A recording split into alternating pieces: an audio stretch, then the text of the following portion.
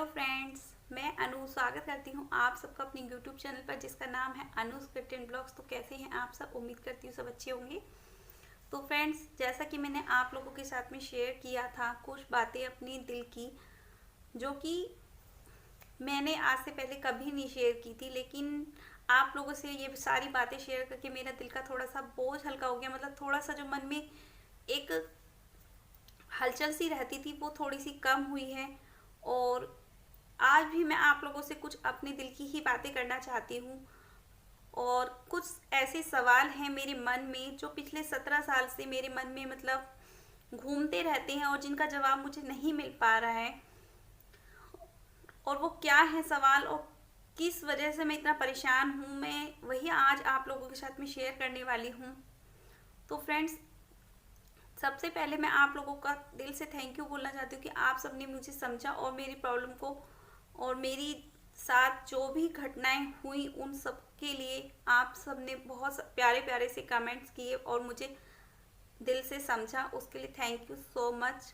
मैं ये वीडियो किसी व्यू के लिए नहीं बना रही हूँ, सिर्फ अपना दर्द कम करने के लिए, अपनी तकलीफ कम करने के लिए आप लोगों के साथ में शेयर करना चाहती हूँ।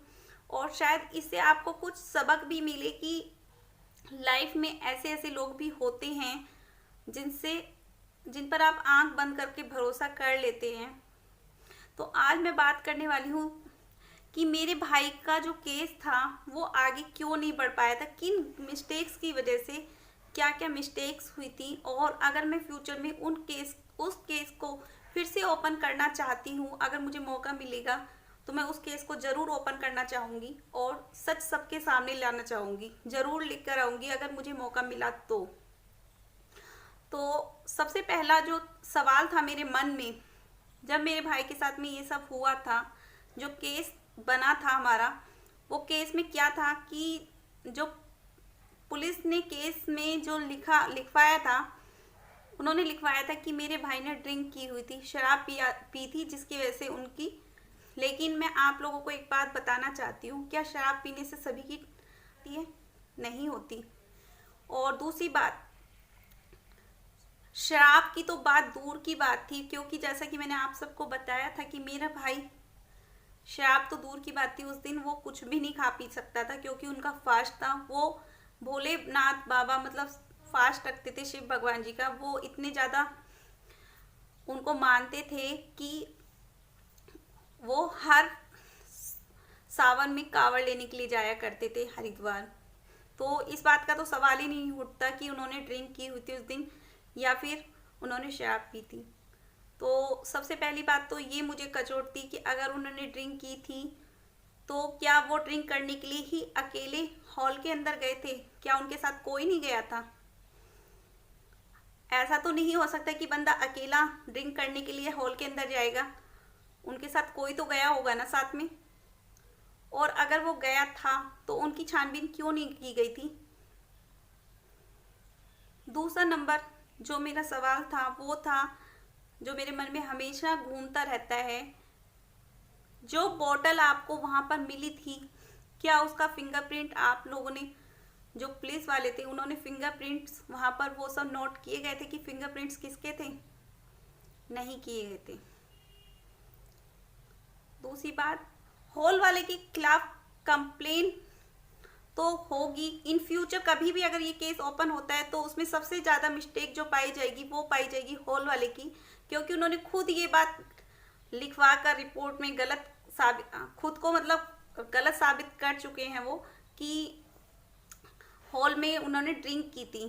तो क्या हॉल के अंदर किसी को भी बिना चेकिंग के अंदर परमिशन होती है जाने की? क्या कोई भी इस तरह से शराब की बोतलें लेकर अंदर हॉल के अंदर एंट्री कर सकता है? मुझे नहीं लगता कि बिना चेकिंग के कोई भी अंदर जा सकता है। अगर वो गया है तो वो हॉल वाले की लापरवाही की वजह से हुआ है ना। तो ये सब हॉल वाले के खिलाफ कंप्लेंट करने का एक बहुत बड़ा सबूत है। क्या हॉल में कोई भी सीसीटीवी कैमरा नहीं था जहां से एंट्री होती है? अगर था तो वहां पर वो चेकिंग क्यों नहीं की गई भाई के जाने के बाद? क्यों नहीं सीसीटीवी फुटेज को खंगाला गया कि कौन कौन एंटर हुआ था उनके साथ में उस टाइम। जैसे कि मैंने आपको बताया, मेरे भाई का फ़ोन था और भाई के पास पर्स था, वो सब चोरी हो गया था। क्यों नहीं मेरे भाई की फ़ोन की कॉल डिटेल को खंगाला गया? क्यों नहीं जानने की कोशिश की गई कि उनका फ़ोन कहाँ गया? मैं बताती हूँ क्यों। क्योंकि पैसों से सबका मुंह बंद करा दिया गया था। जो उनकी रिपोर्ट थी वो भी गलत करा दी गई थी, जिसमें ये साफ साफ लिखवा दिया गया था कि ड्रिंक करने से उनकी डेथ हुई है। तो दुनिया में इतने लोग शराब पीते हैं, क्या सभी की ड्रिंक करने से इतना? ये सवाल कहीं ना कहीं खटकता है। और इन फ्यूचर कभी मुझे मौका मिला तो मैं इस केस को दोबारा ओपन जरूर कराऊंगी और उसको उनके अंजाम तक जरूर पहुंचाऊंगी। ये बात मैं हमेशा अपने मन में, शुरू से ही मेरे मन में ये बात थी दिमाग में कहीं ना कहीं कि इन फ्यूचर कभी मुझे मौका मिला तो मैं इस केस को ओपन दोबारा जरूर कराऊंगी और उनके खिलाफ कंप्लेंट जरूर करूंगी। और हॉल वाले भैया ने तो जो किया है ना, उसके लिए तो उन्हें सजा जरूर मिलनी चाहिए, क्योंकि उन्होंने जो किया वो गुनहगारों को बचाने के लिए किया। उन्होंने सबसे ज़्यादा जो झूठ बोला, ड्रिंक वाली बात, वो सरासर गलत थी, झूठ थी, जिसकी वजह से उन्होंने अपने लिए एक, ये लगा लीजिए, उन्होंने अपना सबूत दिया है इस बात का कि उनके हॉल में लापरवाही हुई थी, जिसकी वजह से ये सब काम हुए हैं। और ये इन फ्यूचर हमारे बहुत बड़ा सबूत है, बहुत बड़ा सबूत है, इन फ्यूचर हमारे काम आने वाला है। और मैं इस बात का ध्यान रखूंगी कि इन फ्यूचर अगर मैं कभी केस ओपन करती हूँ तो ये बात सामने रखी जाए कि ऐसा क्यों हुआ था। हॉल के अंदर क्या बॉटल्स जाना इतनी आसान है कि कोई भी शराब की बोतलें लेकर हॉल के अंदर एंटर कर सकता है?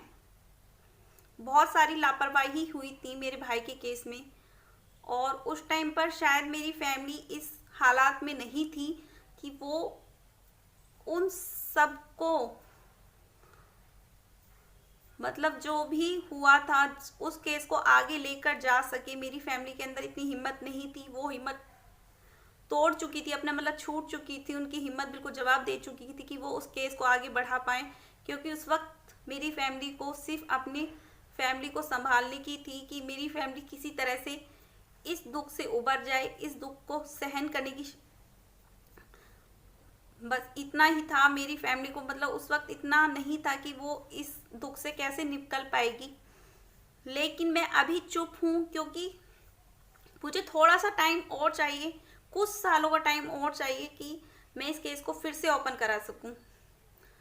और आपको शायद ये फिल्मों वाली कहानी लग रही होगी, लेकिन आज जब 17 साल बाद ये बात सामने आई ही है तो बात चलते पर इतना जरूर बता देती हूँ मैं कि सच कड़वा होता है लेकिन छुपता नहीं है। चाहे कितना भी आप छुपा लो उसको, छुपता नहीं है सच, एक ना एक दिन बाहर आकर ही रहता है।